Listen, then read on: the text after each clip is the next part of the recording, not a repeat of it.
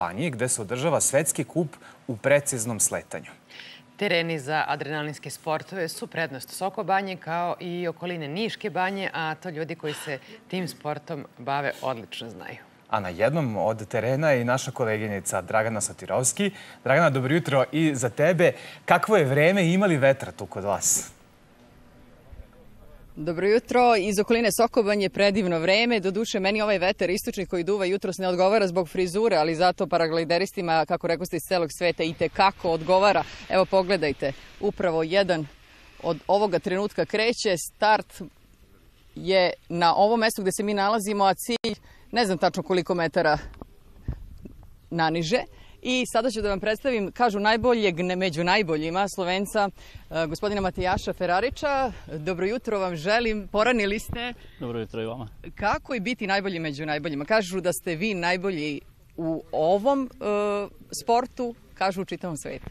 Kako kada? Dosta puta jeste, ali lijepo. Osobito ovdje u Srbiji uvijek se osjećam dobro. Možda lepše još samo u Češkoj gdje ti kažu kad si najbolji da si najlepši. Jel tako? Lepo je. Kako vam se dopadaju ovi tereni u okolini Soko Banje? Pa, super.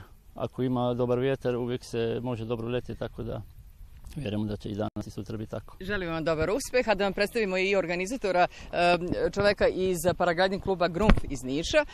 Je li teško bilo okupiti ovoliko dobrih ljudi u ovom sportu ovdje na jednom mjestu? Pre svega dobro jutro, a uz pomoć opštine Soko Banja, logističku podršku biciklističkog kluba Gorski, uspjeli smo da krenemo sa ovom organizacijom letenja ovde. Imamo dva terena, ovaj za istočni vetar i sa ozrana za sever, severoistok, severozapad.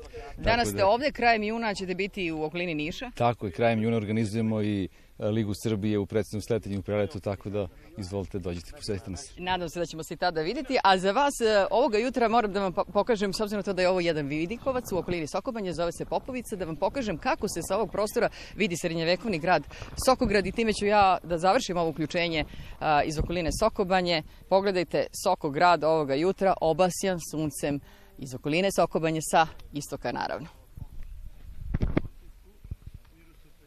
Dragana, puno pozdrava za tebe i puno ti hvala i na ovoj slici, na ovom posljednjem što smo imali prilike da vidimo. Hvala, Dragani. Nama je još jedna